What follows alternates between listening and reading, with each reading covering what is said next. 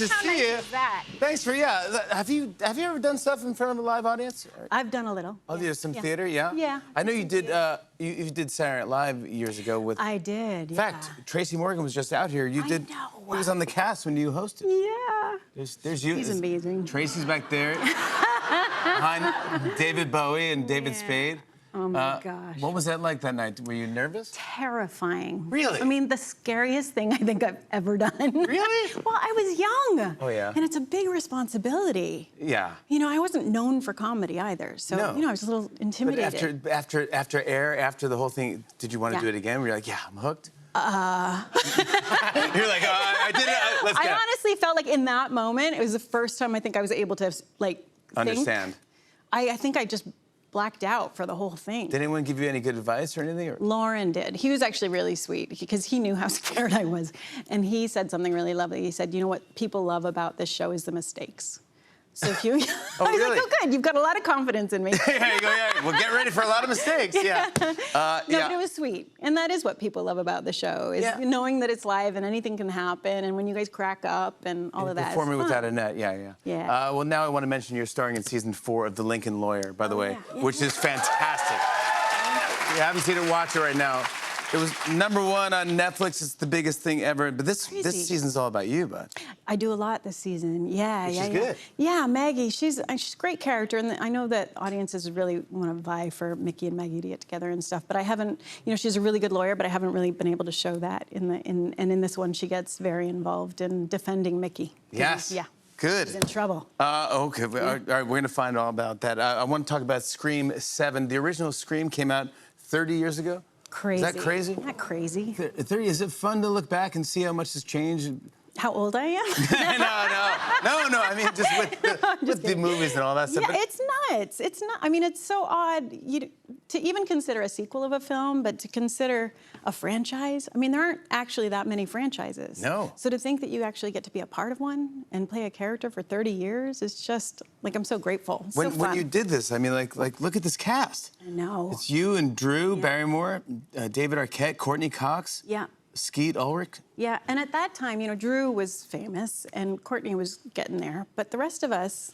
Was Courtney on Friends? Newbies. She was on Friends, but first year, and it was first year of Party of 5. First year of Party of 5. Yeah. Nuts. Wow. Yeah. So you're just all. So Drew is the only one that's kind of like the seasoned veteran. Name, and all the rest of us were like, maybe this will do something, maybe not, but we think we're doing something good. Yeah. Well, the horror movies have been getting a lot of attention recently. You know, Sinners is up for an Oscar. Yeah, incredible. Weapons, and you were. People say that you were the original final girl. No. Which is like, you know, do you ever think you and Courtney ever think like, all right, this is it. This is now one of us is going to be knocked off. One of us is going to go. Well, yeah. You never know. And I mean, I can't speak to that because you don't know what happens in this one, right? No, you're right. You never know. You never know. Someone's got to go at some point. No! No! I'm not saying, but we don't know. You don't know. Do you actually know, though, when you're doing the movie? Do you know? I do. You actually do? Yeah. Well, because I'm, you know, often carrying it. Whereas, you know, there's cast in it who don't know who the killer is, and sometimes there were even times.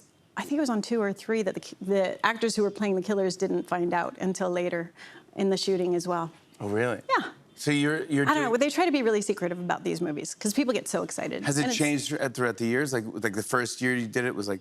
The first year we did it. Well, that one they weren't too concerned about, but when it hit and got so big, the second one, they started putting these big red lines through all the scripts so no one could, you know, fax it. Or do you remember fax machines? Fax it, that's so funny, yes.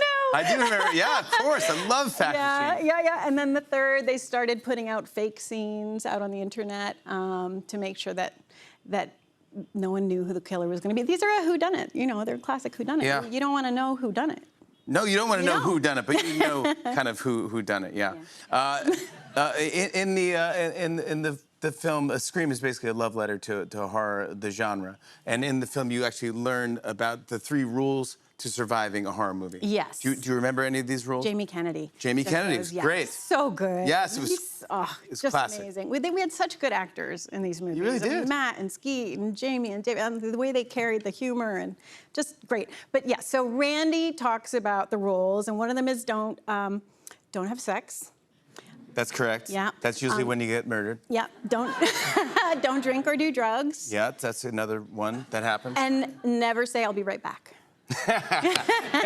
Yeah, that is correct. Anything else you would like to add to that now that you've done? I think nowadays, for me, it's like just know where the knives are in the house. Smart. Maybe take your chip out of your phone if you don't want people to find you. That's a good one, right? That's a great one, actually. And I think the one you always got to do is run out the door and not up the stairs, which seems really obvious, but it's amazing how many of us are still running up the stairs. Still running up the stairs, yeah. Isn't it amazing how the phones have changed? Well, that's what I love about these movies, because at the beginning we had the big white one, and then they get slightly smaller, and now it's like... They're in the house, yeah, I can hear them. How do we set up what's going on with Scream 7? Well, I can't say too much, but what I can say is fun about this is a wonderful actress named Isabel May plays my teen daughter in it. And we got to see that Sydney in 5 was a mother, but they were young. And in this one, you know, it's very brave of Sydney to decide to be a mom and have kids, considering what happens to most of the people she loves. Correct. So her greatest fear is that, you know, people will come, the Ghostface will come to her family, and of course that's what happens because it's a Scream movie. And so in this one, you know, Mama Bear comes out. Yep. Okay, here we go. We can't wait to check it out. And also, I want to say thanks to our friends at IMAX. Everyone in our audience tonight is getting 2 tickets to see Scream 7 in IMAX.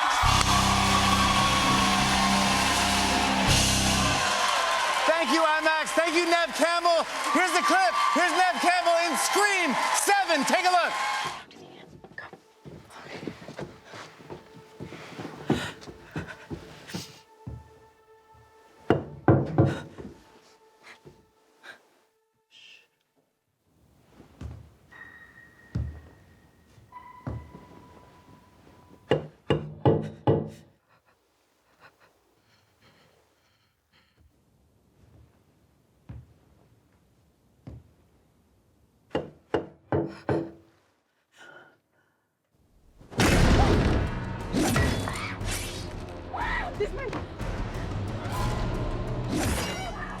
No! Neve Campbell, everybody! Scream 7 is in theaters and IMAX everywhere this Friday. Oh, they love you. We'll be right back with more Tonight Show. Stick around, everybody.